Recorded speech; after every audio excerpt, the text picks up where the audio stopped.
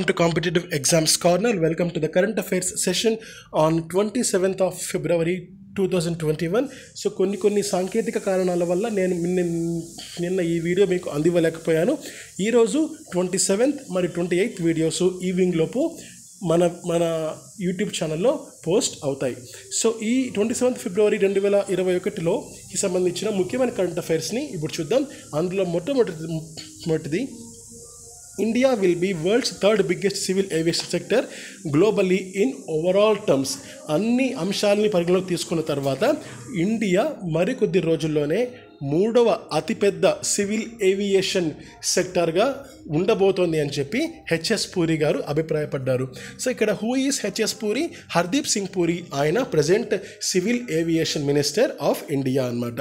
And ఈయన దాని ప్రకారము కోవిడ్ సమయంలో ఇండియా చాలా కష్టంగా ముందుకు నెట్టుకొని రావడమే కాకుండా and present Indian civil aviation sector కోవిడ్కి ముందు ఎలా అయితే మనము హయ్యెస్ట్ లెవెల్స్ మనం రీచ్ అయ్యామో ఆ స్టేజ్కి మనం ప్రజెంట్ రీచ్ అయ్యామని చెప్పి ఆయన అభిప్రాయపడుతున్నారు. అండ్ ఈ సివిల్ ఏవియేషన్ రంగం అన్నది ఇండియన్ ఎకానమీ ముందుకు వెళ్ళడంలో చాలా కీలక పాత్ర పోషిస్తోంది అని ఆయన అభిప్రాయపడ్డారనమాట. అండ్ ద లాస్ట్ పాయింట్ ఏంటంటే unfortunately not one aircraft has been leased from India and that is one big challenge the sector is facing. అయితే ఇప్పటిదాకా ఏ ఒక్క ఎయిర్క్రాఫ్ట్ కూడా ఏ ఒక్క దేశం కూడా ఇండియా నుంచి లీజుకి తీసుకోలేదు. అది ఒక అంటే ఒక డ్రాబ్యాక్ అండ్ అది మాకు ఒక ఛాలెంజ్ లాగా ఉంది అని అభిప్రాయపడ్డారనమాట. ఇది first important news. And second important news కన్నా ముందు మనకు ఇంతగా చెప్పాను కదా ఇండియా మూడవ బిగ్గెస్ట్గా ఉండబోతోంది అని. అండ్ ఫస్ట్ 2 ప్లేయర్స్లో ఎవరున్నారు అంటే ఫస్ట్ ప్లేస్లో చైనా ఉంది అండ్ సెకండ్ ప్లేస్లో USA ఉంది in terms of civil aviation sector. And the second important current affair చూడండి. President Ramnath Kovind and Prime Minister Modi greet people on Guru Ravidas Jayanti. So he is one of the social reformer. ఆయన ఒక సంఘ సంస్కర్త and ప్రజల్ని చాలా ఉత్తేజపరిచిన వ్యక్తుల్లో ఆయన ముందు వరుసలో ఉండే ఒక వ్యక్తి అనమాట. ఆయన జయంతి రోజున ప్రజలకు శుభాకాంక్షలు చెప్తూ ఆయన గురించి కొన్ని మంచి విషయాల్ని ప్రజలకు తెలియజేశారు ప్రధానమంత్రి నరేంద్ర మోడీ గారు మరియు రాష్ట్రపతి రామ్నాథ్ కోవింద్ గారు. సో ఆయన ఒక గ్రేట్ సెయింట్ అని and social reformer, religious reformer and ఆయన మానవాళి ఎప్పుడు సుఖంగా ఉండాలి అనే ఒక ఆలోచనతోనే ఆయన లైఫ్ని మానవాళికి అర్పించడం జరిగింది. ఆయన ఎప్పుడు equality, justice, peace, harmony to mankind అంటే ప్రతి ఒక్కరిని సమానంగా చూడాలి అండ్ ప్రతి ఒక్కరికి న్యాయం చేకూరాలి అండ్ ప్రతి ఒక్కరు సుఖంగా ఉండాలి, ఎటువంటి ఇబ్బంది లేకుండా ఉండాలి అనే ఒక ఆలోచనతో ఆయన ఎప్పుడు ముందుకెళ్ళారని చెప్పి ఇక్కడ చెప్తున్నారనమాట.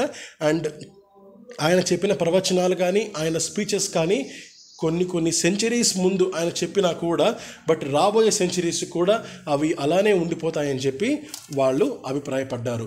ఇక్కడ మూడో ఇంపార్టెంట్ కరెంట్ అఫైర్ చూడండి. Vice president M Venkaiah Naidu pays tributes to Veer Savarkar on his death anniversary. Veer Savarkar అంటే ఆయన ఒక గ్రేట్ రెవల్యూషనరీ ఫ్రీడమ్ ఫైటర్ అనమాట. స్వతంత్ర ఉద్యమంలో ఆయన చాలా ఎక్కువగా పోరాడిన వ్యక్తుల్లో ఈయన కూడా ఒకరు. ఆయన డెత్ యానివర్సరీ రోజున ఆయనకు ఘనమైన నివాళిని అర్పించడం జరిగింది ఈయన ఉపరాష్ట్రపతి వెంకయ్య నాయుడు గారు. అండ్ ఆయన ఈ వీర్ సవర్కర్ గారు ఎప్పుడు సోషల్ ఈవిల్స్ని, సమాజాన్ని పట్టి పీడిస్తున్న కొన్ని అంశాలని ఆయన పూర్తిగా లేకుండా చేయడానికి చాలా కృషి చేశారని చెప్తున్నారు.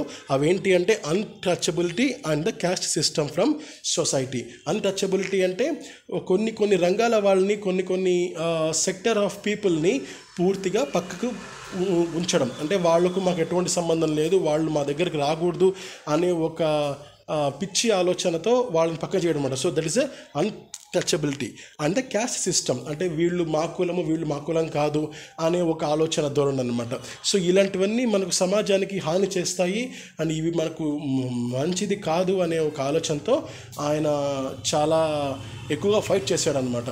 బట్ ఒక చిన్న దాట్ థింగ్ ఏంటంటే అవి ఇప్పటికీ కొనసాగుతూనే ఉన్నాయి బట్ అవి త్వరలో అంతరించిపోవాలి అండ్ ప్రతి ఒక్కరూ ఈక్వాలిటీ అనేది మెయింటైన్ చేయగలిగితే అది అందరికీ సుఖాన్ని అందజేస్తుంది. And Veer Savarkar will always be remembered for his countless sacrifices for the freedom of the motherland. మన భారతదేశ జాతికి ఆయన చేసిన సేవలు ఎప్పటికీ గుర్తుపెట్టుకుంటూనే ఉంటామని చెప్పి వీళ్ళు అభిప్రాయపడ్డారు. ఇక మూడవ ఇంపార్టెంట్ కరెంట్ అఫైర్ చూడండి. India China agree to establish a new hotline. Hotline అంటే ఏంటంటే so a direct phone line setup for a specific purpose especially for use in emergencies or for communication between the heads of government. అంటే ఒక రెండు దేశాల అధినేతలు ఏదైనా ఒక విషయం గురించి వాళ్ళు మాట్లాడుకోవాలన్నా లేదా ఒక ఎమర్జెన్సీ కేసులో వాళ్ళు సంభాషణ కొనసాగించాలన్నా ఒక డైరెక్ట్ ఫోన్ కాల్ సెటప్ని ఎస్టాబ్లిష్ చేసుకుంటారనమాట రెండు కంట్రీస్ కలిసి. ఆ డైరెక్ట్ ఫోన్ కాల్ సెటప్ పేరే హాట్లైన్. ఇక్కడ మనకు ఇండియా చైనా కలిసి ఈ హాట్లైన్ని ప్రారంభించారు. సో ఎందుకు అంటే ఫస్ట్ పారాగ్రాఫ్ చూడండి. The foreign ministers of India and China agree to establish a new hotline to ensure the timely communication in the Wake of last years border crisis but differed sharply on the way forward to restore relations in a 75-minute phone call. So 75 నిమిషాల పాటు జరిగిన phone call సంభాషణలో వాళ్ళు చిన్న విషయం ఏంటి అంటే last year India China border విషయంలో చాలా ఉద్రిక్త పరిస్థితులు నెలకొన్నాయి. అండ్ ఒక దశలో యుద్ధం కూడా ఉంటుందేమోనన్న సంకేతాలు కూడా మనకు మీడియా ద్వారా అందడం జరిగింది. అయితే దీనివల్ల రెండు దేశాల మధ్య రిలేషన్స్ పూర్తిగా దెబ్బతిన్నాయన్నమాట. సో ఆ రిలేషన్స్ని మనం మళ్ళీ ముందుకు తీసుకెళ్ళడానికి వాటిని మళ్ళీ స్ట్రాంగ్ చేసుకోవడానికి మనం ఎప్పటికప్పుడు ఈ విషయం మీద సంభాషణ కొనసాగించాల్సిన అవసరం ఉంది. సో దీనికోసమే ఒక న్యూ హాట్లైన్ మనము ఏర్పాటు చేసుకుందామని రెండు దేశాలు ఒక అంగీకారానికి వచ్చాయన్నమాట. ఇది మనకు ఇంపార్టెంట్ న్యూస్. అయితే మనకి చైనాకు సంబంధించి ఇంపార్టెంట్ ఆస్పెక్ట్స్ ఇప్పుడు చూద్దాం. So China, capital Beijing, and it is the world's most populous country and the third largest country by area. And present China president evaru ante Xi Jinping anamata.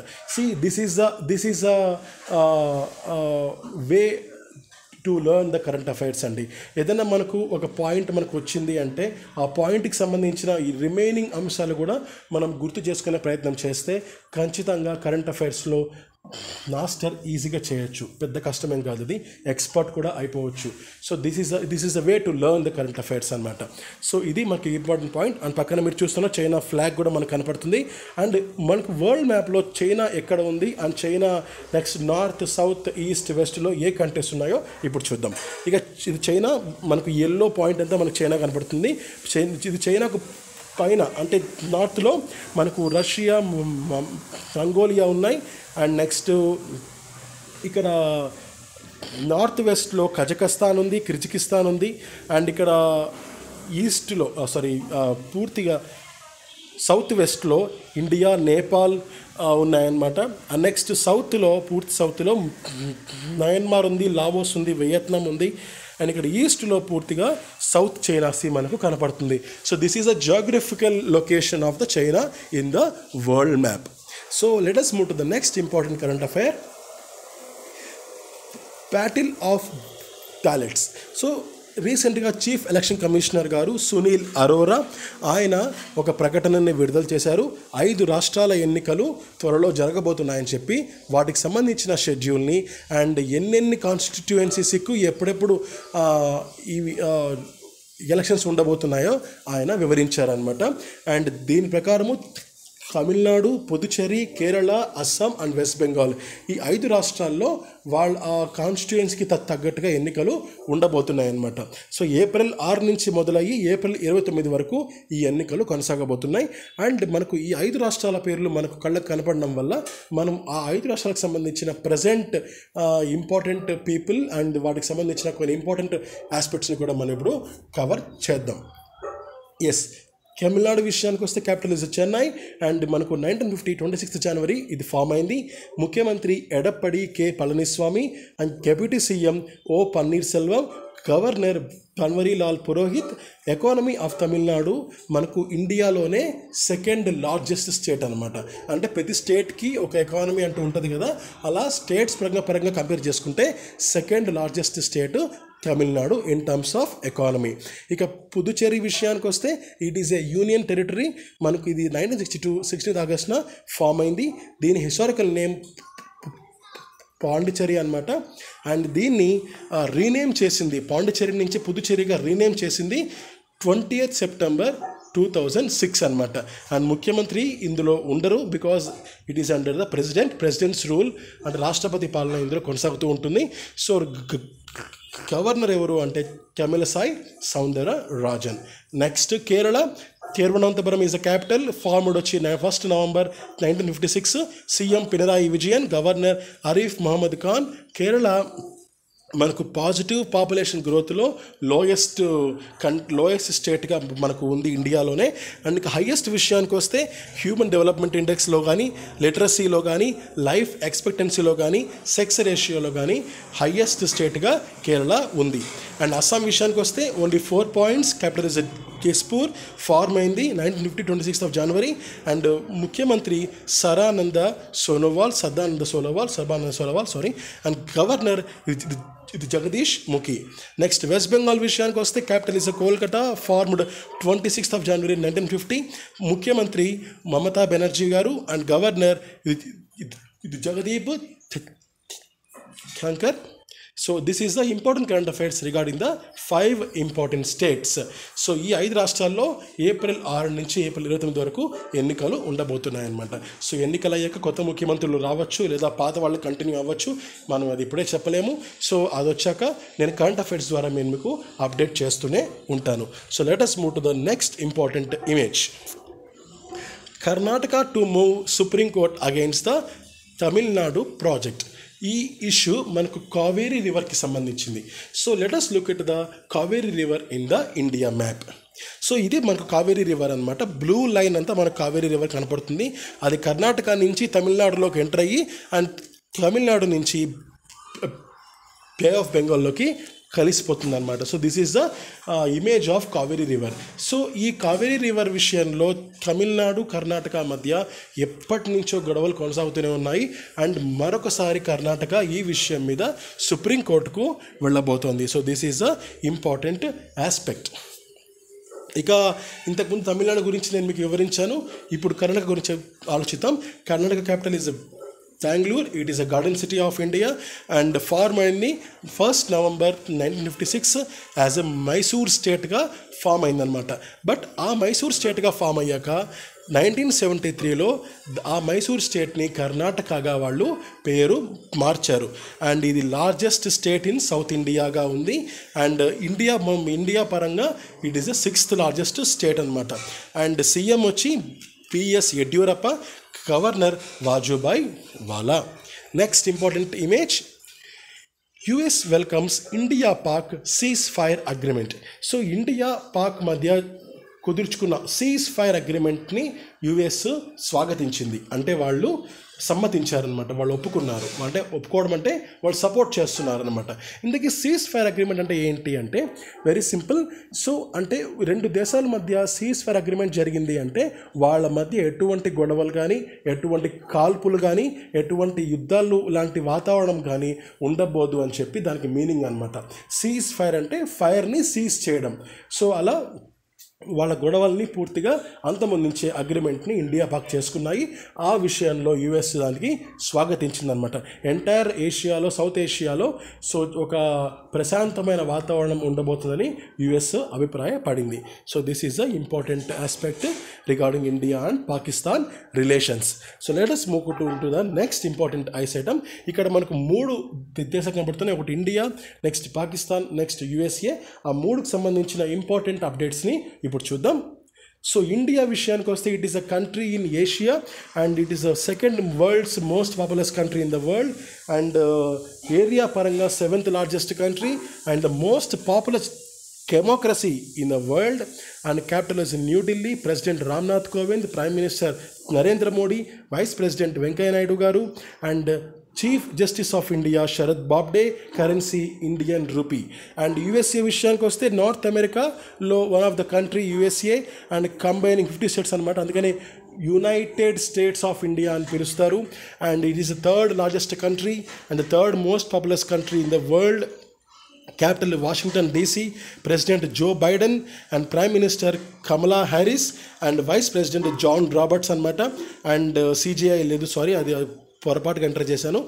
Currency US dollars అనమాట. And Pakistan విషయానికి వస్తే country in ఏషియాలో one of the country, ఇది Asia కాంటినెంట్లో, and it is the 5th most populous country in the world. And Muslim population పరంగా 2nd largest country is Pakistan. And capital వచ్చి Islamabad, president Arif Alvi, prime minister Imran Khan, currency Pakistani rupee. So ఇండియాకు పాకిస్తాన్కు ఒక 1 రూపీకి 2 రూపాయలు పాకిస్తాన్ ఉంటుందన్నమాట. అంటే మనకన్నా కొంచెం తక్కువే ఉంటుంది వాళ్ళది, సో రూపీ వాల్యూ పరంగా. సో నెక్స్ట్ ఇమేజ్ చూడండి. India out of recession, GDP gross 0.4%. So recession అంటే మీనింగ్ ఏంటి అంటే ఒక 2 క్వార్టర్స్, సో మనకు 12 నెలల్లో మొత్తం 4 క్వార్టర్స్ ఉంటాయన్నమాట. అంటే ప్రతి 3 నెలలని ఒక క్వార్టర్గా పిలువబడుతుంది. సో కోవిడ్ కారణంగా దాదాపు 6 నెలల పాటు ఎటువంటి ఎకనామీ ప్రోగ్రెస్ లేకుండా ఇండియా ఉంటుంది. సో అలా ఎటువంటి ఎకనామీ ప్రోగ్రెస్ లేకుండా 2 క్వార్టర్స్కి మించి ఉంటే అప్పుడు మనము ఆ సిచ్యువేషన్ని రెసిషన్ అని పిలవడం జరుగుతుంది. సో ఇప్పుడు ఆ రెసిషన్ ఉన్న సిచ్యువేషన్ నుంచి ఇండియా బయటపడి కొంత ఎకానమీ ప్రోగ్రెస్ని సాధించింది. ఎంత ఎకానమీ అంటే 0.4% ఎకానమీ ప్రోగ్రెస్ని సాధించింది అనమాట. అండ్ మూడీస్ కానీ, ఫిచ్ రేటింగ్స్ కానీ, రిజర్వ్ బ్యాంక్ ఆఫ్ ఇండియా కానీ, సో ఇలాంటి కొన్ని ఇంపార్టెంట్ సంస్థలు కూడా ఇండియన్ జీడిపి నియర్లీ 10-11% ఉండబోతుందని చెప్పి అంచనా కూడా వేశారు ఫర్ ద ఫైనాన్షియల్ ఇయర్ 2021-22 అనమాట. సో ఇది ఇక్కడ ఇంపార్టెంట్ పాయింట్ అండి.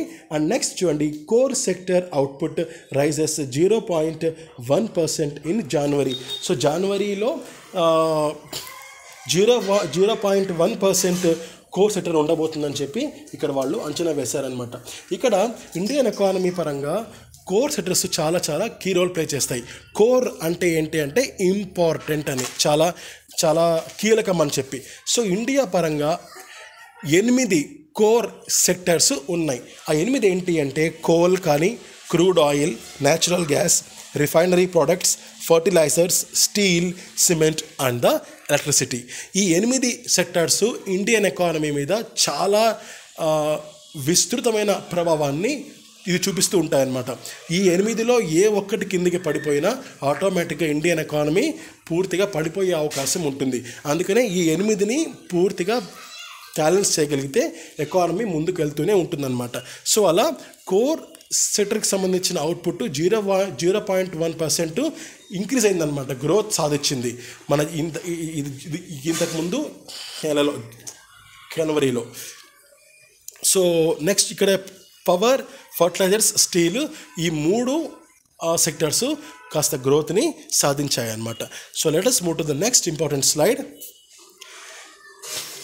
Vinay Kumar and the Yusuf Pathan. So వీళ్ళిద్దరు ఇండియన్ క్రికెట్ ప్లేయర్స్ అనమాట. ఒకరు ఫాస్ట్ బౌలర్ అయితే ఇంకొకరు డాషింగ్ బ్యాట్స్మెన్. సో వీరిద్దరూ క్రికెట్కి రిటైర్మెంట్ని ప్రకటించడం జరిగింది. సో ఇది ఇక్కడ important news. And next news చూస్తే, Hima Das appointed as a deputy superintendent of police in Assam police. ఇక్కడ హిమదాస్ అనే ఒక 21 years గర్ల్, ఆమె ఇండియాకు చాలా గోల్డ్ మెడల్స్ని కూడా ఆమె సాధించి పెట్టింది. She is a very Brave lady and ఒక వీర వనిత అని చెప్పొచ్చు. ఆమె 26th February 2021 నాడు అస్సాం పోలీసులు ఆమెను TSP పోస్ట్గా ఆమెని అపాయింట్ చేశారనమాట. అయితే ఆమె అపాయింట్ చేసినప్పటికీ తన విధిని నేను నిర్వహిస్తూనే నేను నా కెరియర్ని కూడా నేను ముందుకు తీసుకెళ్తానని చెప్పి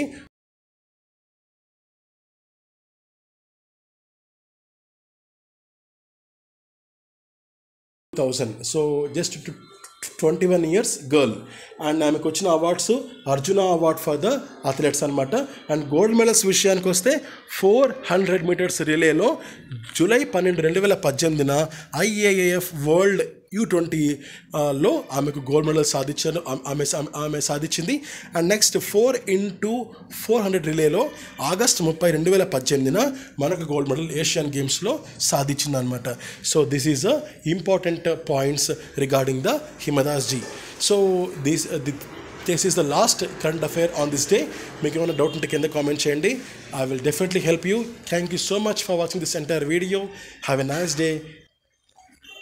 Jai Hind.